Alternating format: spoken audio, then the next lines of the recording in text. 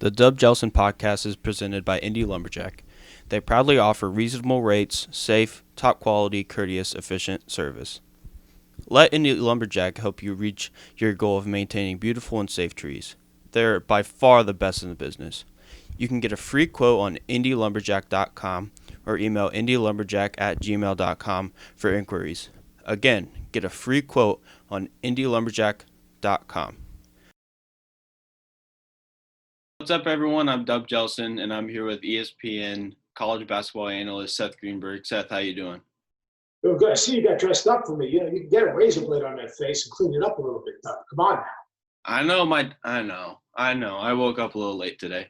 My dad's always telling me that I need to shave, but yeah, I woke up a little bit late today. So we're a little less than a month away from college basketball starting. How are you feeling about this season? How do you see it playing out given the whole COVID-19 pandemic? Look, Dub, here's the deal. We got to be comfortable being uncomfortable. I mean, this is going to be a season like no other. We need to be patient. We need to have multiple plans. We need to make sure we follow protocol.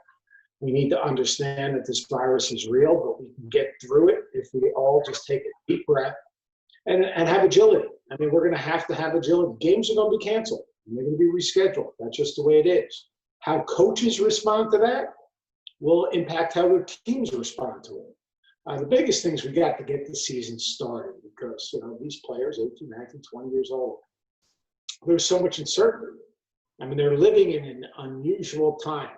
If you think about it, most teams are in quarantine, even though don't have the virus. What I mean by that is they're online classes, online tutoring. They're in practice. They're getting the food delivered to their door. There's very little interaction. They're being told by their coaching staff every single day the decisions you make can impact others. So, I mean, first we got to get the season started. Obviously, we lost some of those games in Orlando, but we're getting other great games. I think once we get the season started, then we've got to figure out and eventually have a universal protocol. How to deal with contact tracing, how to deal with a player that gets the virus. But we've got to treat it with great respect. The virus controls us. We do not control the virus. But I think we're going to have a season. I think we're going to have an NCAA tournament. I think we all got to take a deep breath. And I think we're all going to appreciate things we take for granted a little bit more, because all the things we took for granted in the past, whether it was going to a movie, going out to dinner, going to a game, that's been taken away from us. The next time we have a chance to do those things, I think we'll be able to have a greater appreciation for it. Yeah, 100%. I can, not only in college basketball, but in life in general, I think we can all really appreciate that.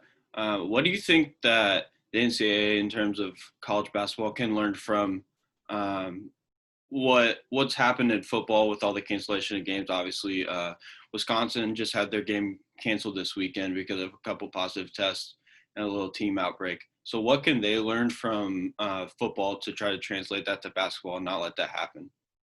Well, it's going to happen. I mean, that's just the way it is. You know, we can say we should learn from it. That we need to have multiple plans. We can learn that the sooner we start the season, the better off we are, because we're going to need to build in weeks to continue competition, because we are going to get shut down at times. We've got to come up with a more consistent plan with contact tracing, whether it's within our team or outside our bubble, especially because, you know, the power conferences and elite programs, they're testing, you know, once they start playing, they're going to be testing every day. Mm-hmm. So if someone does get the virus, whether it's symptomatic or asymptomatic, you have multiple tests on the rest of the team. And I mean, we've got to figure out, is it 21 days, is it 14 days, is it 3 negative tests like Coach Saban had at Alabama, which was obviously a false positive, but we've got to come up with a more consistent protocol, because you can't have the SEC and the Big 12 having one protocol, the Big 10, the ACC, and everyone else having another protocol. We need to find a way to get it under one roof. And it's hard to do that because your municipalities control a little bit of that, how they're handling it. Their states control it. It's almost like, you know, the governors make the decisions, and the governors in when it comes to athletics are athletic departments and commissioners. So I think you can learn that you need to build in windows where you have time to replay games. And you know what? We might have to eliminate conference tournaments. Like if you're a mid-major conference or you're even a low-major conference, you're not having a conference tournament, I would not think. Maybe take the two best teams in your conference, play them off, one site, limited exposure, limited access, isolation. You're not going to bring 8, 10, 12, 14 teams together with the potential to spread the virus and then have the team that wins it have the virus and now not be able to play in the NCAA tournament. So if I'm a lower level, first of all, I want my two best teams in the tournament because if you win the game, it helps your conference overall, but you need the money right now. And then secondly is we're going to have to really look at championship week, and we might have to build in championship week as a time to play other games. Mm-hmm. That was actually my next question was how does this impact mid-major teams? Because obviously we can't really do a bubble, in my opinion. We might be able to do a bubble in terms of conference play or things of that nature, but it's really unlikely in my opinion. So how does that impact mid-major conferences? Because they obviously won't have the same exposure. Well, forget about exposure. They're not have the same money because the mid-major college programs are not going to get that guarantee money.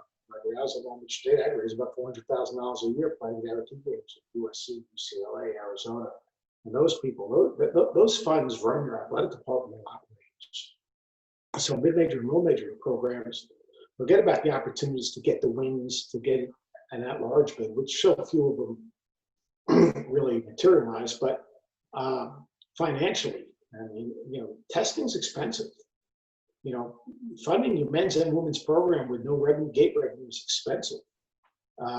Living in isolation is expensive, where you're in dorms, you're constantly cleaning, sanitizing buildings is expensive. So you're talking about huge amounts of monies that are being lost. And if this continues through another year, you're going to see Stanford dropped 17 sports. When Stanford is dropping 17 sports, there's an issue financially. That's just the way it is. So, yes, some teams aren't going to have opportunities. There are some MTEs that will be played. If I was at a mid-major and I had a really good program, I'd play other high mid-major programs. I think you have a better chance. But again, the high major programs are not going to play anyone unless they are conducting protocol in a similar manner. So like you're seeing high majors actually paying for testing across the board for teams that are scheduled because those teams don't have the money for the testing. Like Fairleigh Dickinson, my alma mater, they're playing games, and you know what? Like Rutgers is paying for their testing, so they're going to get tested 3 times. They're going to get tested the day before, and who knows? I mean, that's where the money's going. So it'll have an impact, but hopefully we can get through this. Hopefully we can find a vaccine or an antivirus, and we'll look back on it and say, we're not going to say we're better off for it. What we say is, we're going to learn to appreciate more the things we've taken for granted. Mm-hmm. I can really appreciate that. So obviously last year we didn't get to have March Madness because everything was kind of roaring up with the pandemic around March. So how do you think March Madness will be impacted this year as opposed to last year? I know you said that we will indeed have it, in your opinion. I go back to my 3 things. I think we got to have multiple plans. We got to have protocol. We got to have patience. And could we be in a bubble? Yeah, probably best case scenario, we are in a bubble. Could we be in 4 separate pods where you play throughout to get to the Final Four team? So in other words, in the East, instead of each week moving, if you win, you stay. So you basically you be 2 straight weeks in the Eastern region if you're winning. After the first weekend, when obviously we're down to 30, we're down to 60 teams, but I could see that happening, creating 4 distinct pods and then bringing the 4 champions together to Indianapolis for the Final Four from no fans probably.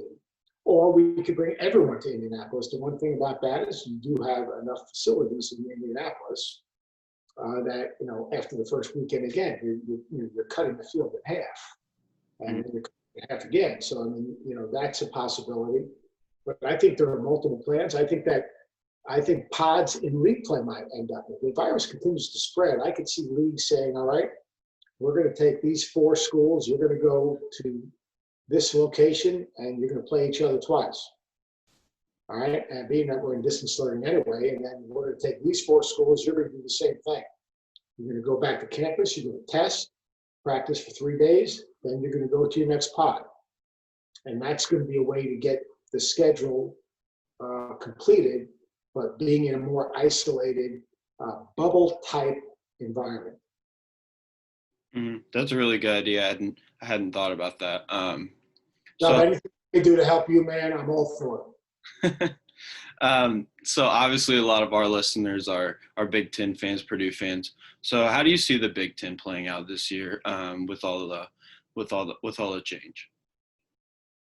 Yeah, I think it's going to play out. I think it's going to be difficult. Obviously, the Big Ten right now has a very stringent protocol in place. I think that because this campuses are testing every day, once competition starts, that could change. And if it changes, you'll have a better chance of having a complete schedule. I think that it's real simple.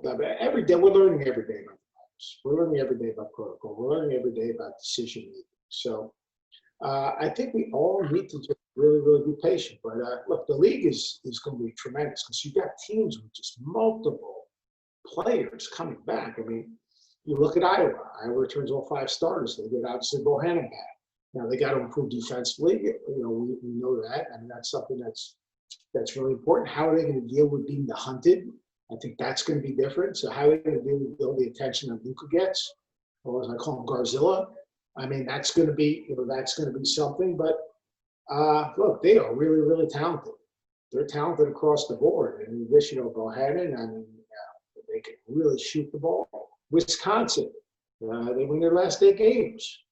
I mean, they've got all 5 starters back that finished the end of the season after Coach King left, and they got better. Mike Porter and Reavers, they are tough matchups in the front court. They've got toughness in the backcourt. They've got athleticism. They've got an experienced backcourt with Trice and Davis. I mean, they're going to be very good. You've got Michigan State. Obviously, replacing Cassius and Tillman is going to be tough. Rocket Watts has got to play a point. He's got to make good decisions. They averaged 17 assists a game last year. I mean, how's the ball going to move without Cassius kind of orchestrating it? Is Josh Langford going to come back? If he comes back, you got one of the best leaders in college basketball. Where's Marcus Bingham going to be? The big kid, Matty Sidoko. I talked to Tom yesterday. He's absolutely thinks he's terrific. So, to me, I wrote down some notes here. I think here are those 3, and then Illinois is the 4th is my top tier.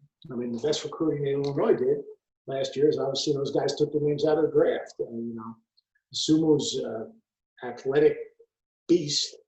They rebounded the ball. I mean, a year before they couldn't get a defensive rebound. They rebounded the ball. They got to shoot the ball better, Illinois. That's going to be really important.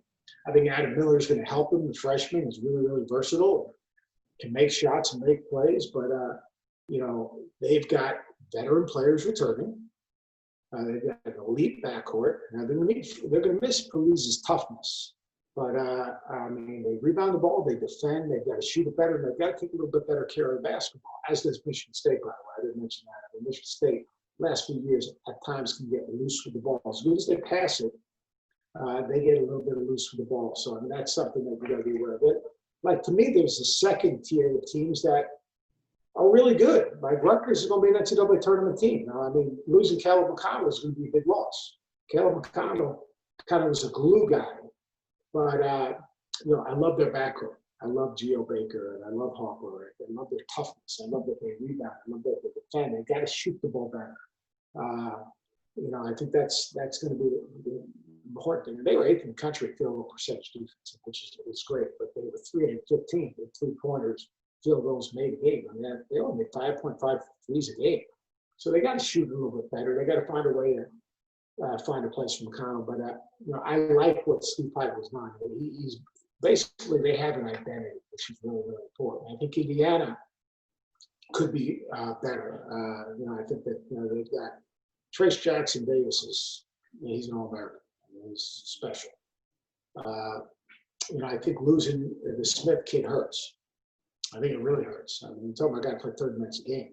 You can't lose guys like that when you're trying to have a breakout. It'll be interesting to see, with Lander coming in early and graduating early, what does it do to the backcourt? Because they got better backcourt guys coming back. So, but they've got a chance. I mean, I think they returned 7 of their last top 9 scorers. Ohio State, they've lost some guys, but I'm a big Chris Holtman fan. They got 4 guys they can build around, and obviously they're going to miss the Wessons, C.J. Walker. Obviously,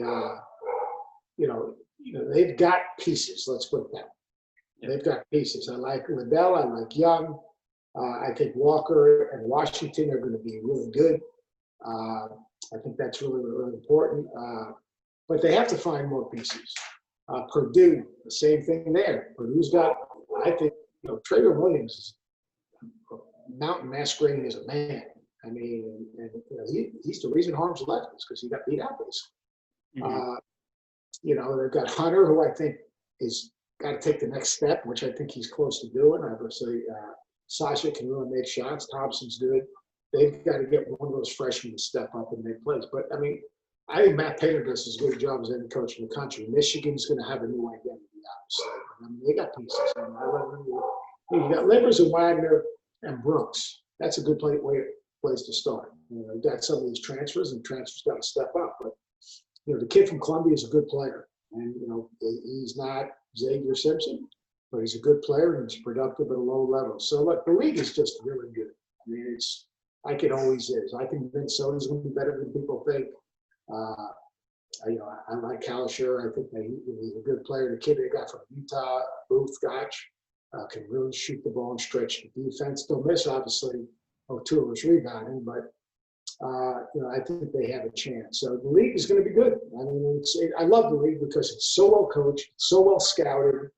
Obviously, it'll be interesting with the environments without fans, because I don't want one of the great things about the Big Ten is the passion and the ownership there. And there's no greater environment. I mean, defense lives here in Mackey. I mean, that's one of the great signs of basketball. The U Zone, which is absolutely incredible. The barn and that atmosphere there, Assembly Hall. I mean, you're talking about iconic venues. So, to me, it's going to be an exciting Big Ten season. Yeah, I mean, the Big Ten is always stacked year after year. It doesn't really matter. Who do you think stands out above the pack, like maybe a prediction for the Big Ten champion? And then who's a team that could surprise some people? Yeah, I mean, it's easy. I don't like, because I got to pick games and I got to call games. I don't like to do that. But I mean, look, okay, fair enough. Any 4 of the top tier can win. There's no doubt. I mean, they could win the league. They could win a national championship. Those 4 schools with Iowa, Wisconsin, Michigan State, Illinois, they're as good as any. I'm pulling for Rutgers to be a tournament team. I mean, and that, just because they would have went last year to break that number of years that they haven't gone. I think they'll be good. I think like a team like Minnesota will be better than people think. That's my gut feeling. Mm-hmm. And then getting more into the national picture, who are some teams that you think will compete for the Final Four, and teams that you think have the ability to make it to the national championship game? Hold it right there. I got to let about that. Okay.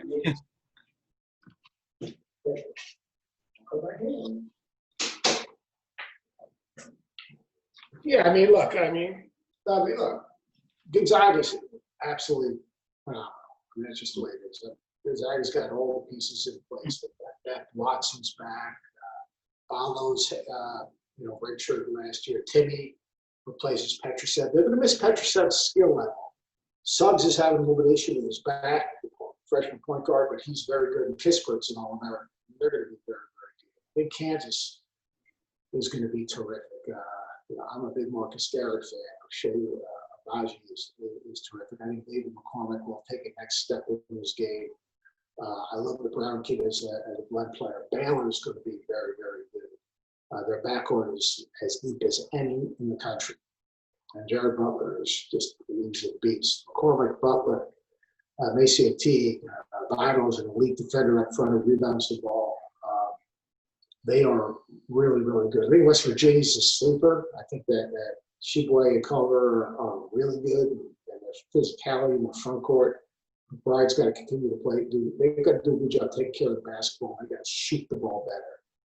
UCLA returns all 5 starters. Remember now, they were 8 and 9 at one point. They ended up 19 and 12, if I'm not mistaken.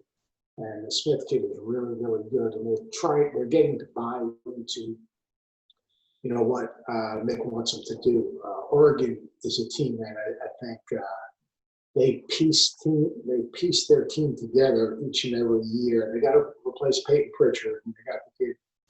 I think it's Amari Handy and the transfer from UNLV, who's going to be very good.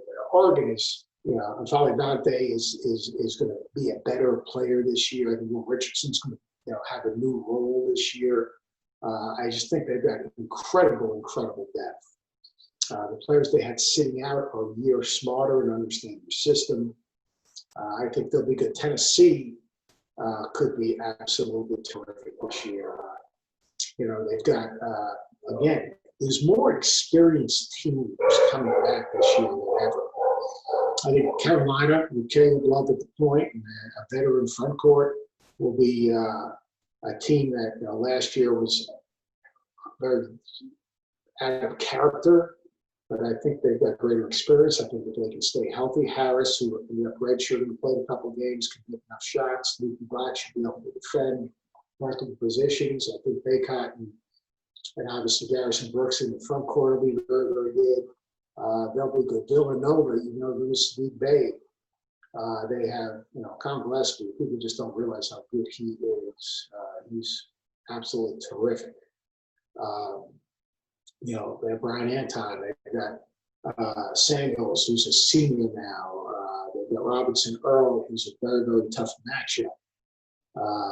And again, they've gotten old and they're staying old, which is such an important thing. I think there's just a lot of good teams. I think the great thing is that we've got players returning. So we have players that people are familiar with. And we have a chance for some great non-conference games before the NBA gets started. So now all of a sudden what we have is an opportunity. We have an opportunity to capture the imagination of the basketball fan. Not the NBA fan, not the college fan, but the basketball. And I think that'll be really important. Mm-hmm. So transitioning more to your coaching career, one interesting thing that I wanted to ask was, if you were coaching today, how would you run your program amidst the pandemic, and how big of a role do you think it is for coaches to try to minimize distractions, especially at the college level, with 18 to 22-year-old young men? Well, I think, first and foremost, in the pandemic, you have to be concerned with the players' mental health. This is so uncommon in the lives they're living right now. They're living in isolation if you want to stay healthy. Mm-hmm. They're living in their own bubbles, basically. They're living in quarantine, basically. And it's so out of character for what they've done. I mean, like this summer, like UCLA, their guys that weren't on camp, they didn't get on camp until September 29th. And one of the reasons Nick didn't bring them back originally is because of the stringent guidelines, and where they were actually out working out with their workout guys, playing 5-on-5, doing different things. So even with the pandemic, so first and foremost, you have to be concerned with the players' mental health well-being.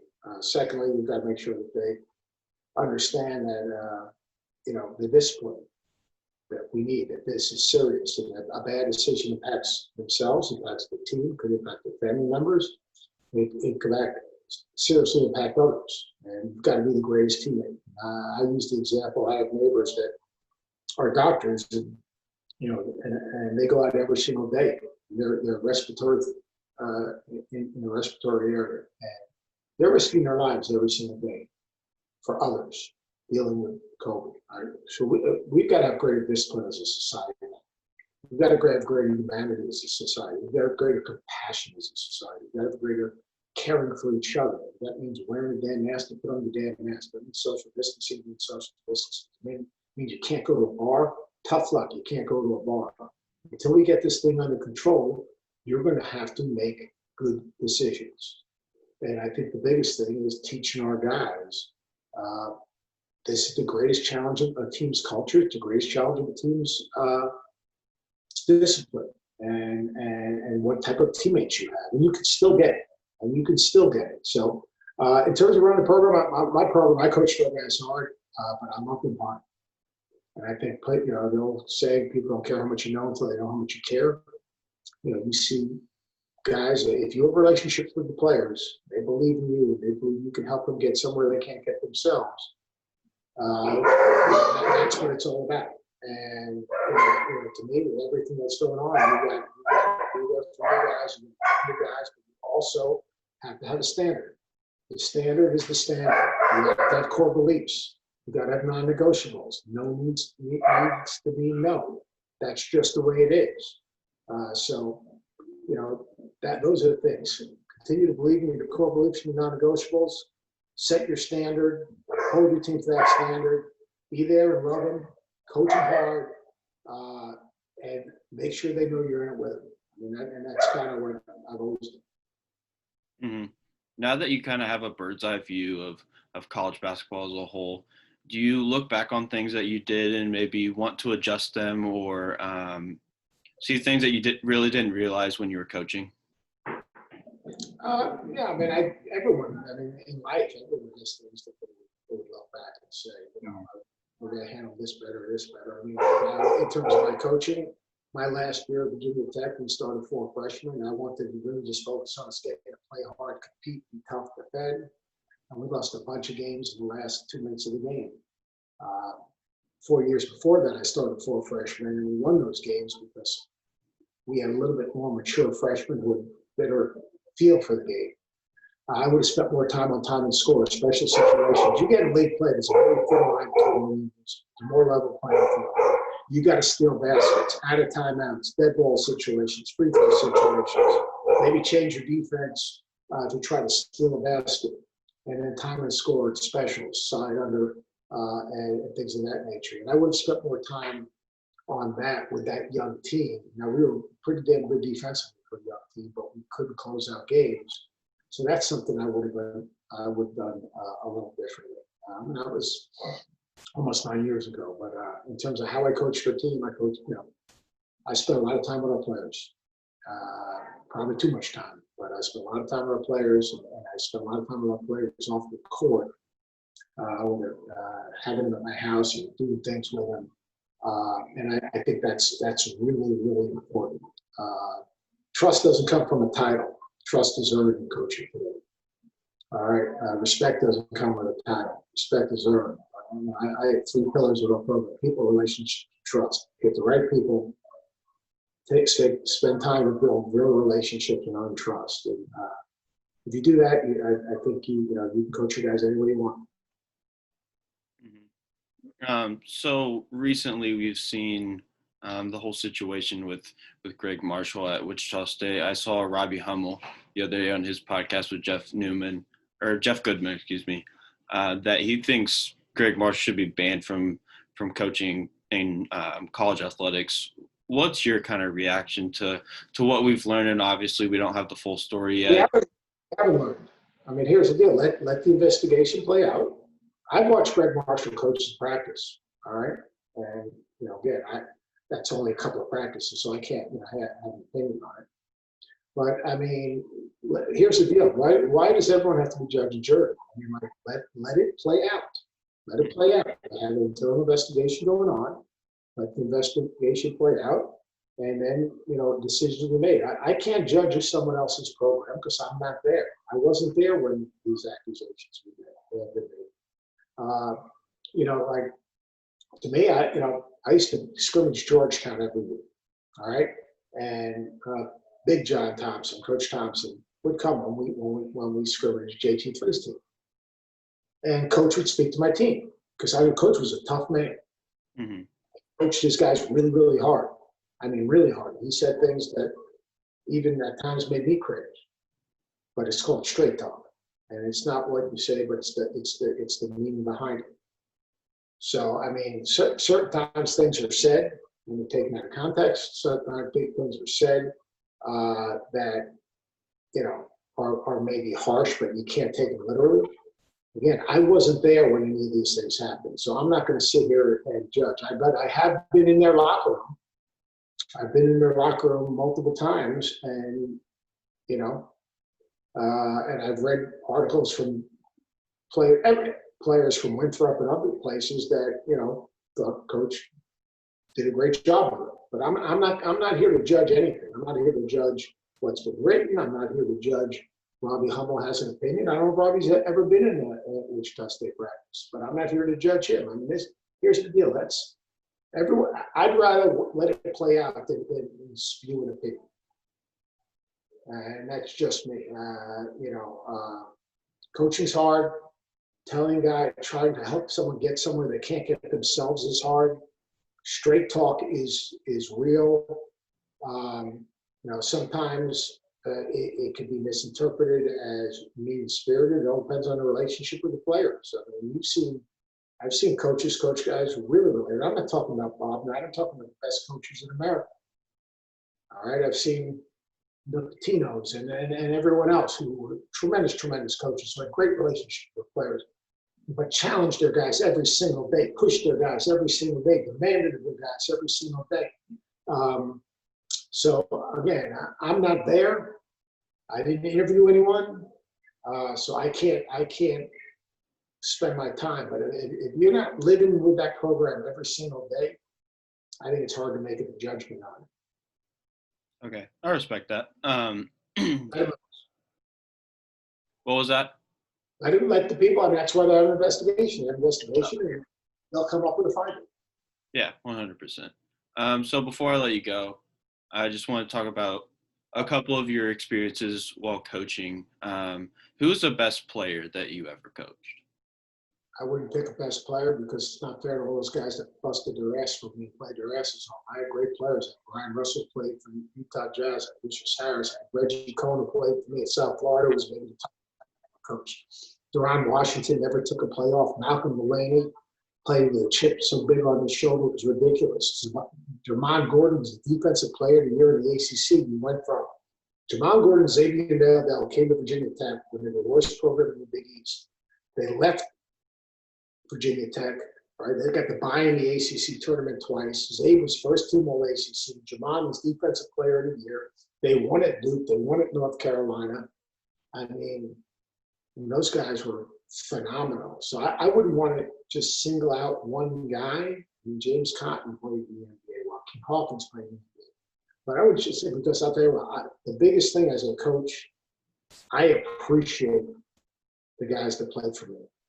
I appreciate their belief in me, that they decided to come and want to play for me, and they want to be part of what we were doing, how hard they practiced, that they did the right thing. So I've had so many good players. And the reason we win is you have good players that are fiercely competitive, and get lost in the game, get lost in their teammates, get lost in the process, get lost in being winning players. So, I mean, to pick one guy out wouldn't be fair to, 22 years of guys that played for you that busted their ass that were in with you. Mm-hmm. And then who do you think are some of the best players that you ever coached against? Well, as an assistant coach, I coached against Jordan. As an assistant coach, I coached against Ewing, Mullin. We coached against the North Carolina National Championship game. That was my first game as an ACC coach. They beat us by about 100. And we played Duke with J.J. Reddick, and they beat us by about 100. And then we beat about 2 weeks later. We beat that team when they were number one. When I was an assistant coach in the Big East, we played against the best players, the top 50 players in the country. When we coached in the ACC, I coached against Chris Paul. We tried to set our defense against Chris Paul, and I still remember Jermon Gordon, who's the best defender I've ever coached. We were supposed to corral him in transition, and he was just busting it by. Jermon came and said, "Coach, that dude was fast." I coached against Tyler Hansbrough in a brutal loss in the ACC tournament. The only time basically they lived in the second half, and they said, "Jump on the baseline." When you're coaching in the ACC, you coach against the best players on the planet, and you have to figure out ways to beat them. That's just, that's the way it is. When I was an assistant at Virginia, we coached Len Byers, who was probably as good as, I thought he was as good as Jordan. God rest his soul. So, that's the fun part. The fun part is coaching against those great players. The fun part is coaching against guys that you have to really. Kenyon Martin was absolutely dominating at Cincinnati. It was ridiculous how good he was. But that's the challenge of coaching, is to try to figure out a way to put your team in the best position to have a chance to win. Mm-hmm. And then final question is, what was your favorite game you ever coached in? Again, you don't want to take away from anyone else. We beat 4 number 1 teams, so all 4 of those were pretty fun. They were all on the road, which was when we went at Duke, when we went at Carolina, when we went at Fog Allen Fieldhouse, when we went at Comcast Center, when we went at Jewel Coliseum, when we went at those places. I think that's the most fun thing, coaching. Taking the team on the road and winning, man, that's a good feeling. When people are leaving early, man, that's a really, really good feeling. And you know that what you did, was special. But like first NCAA tournament, winning and going to the NCAA tournament at Long Beach State was great. And that was fun. But I go back to the same thing. I don't like to single out any one game, because when you're coaching, man, winning is relief and losing is misery. Like, it's hard to win. See, like when fans, how that team win? The other guys try to win too now. Like that team's got 13 guys on scholarship, and they're trying to win too. They practice, and they have game plans, and they have recruiting players, and they have expectation. And that's the thing when you deal with the gurus in the business, and they think winning's easy. I'm telling you something, man. Winning's hard. It is hard, and you have to savor it and appreciate it. Appreciate the guys that are going out there and busting their ass every day to give your team a chance to win. So winning is really, really hard. So, your last win is the one you savor the most. I'll tell you, my last win was against Clemson in the ACC tournament. My last loss was against Duke in the ACC tournament. And, I remember them vividly. And that win against Clemson, man, that was saving. That was the year that we lost all those close games, and we closed out a game. Being in the locker room, seeing the look on those guys' faces. I remember Kay actually saying something to me before we played Duke the next night. In the game, we had a legit chance of winning. We actually played Duke twice that year, and at Duke, we got actually hosed on a call. We had the ball. They were trying to foul, and they called us for a walk. Eric Green, our best free throw shooter, 90% free throw shooter, bogus call. We would have actually won that game, which could have maybe turned our season around.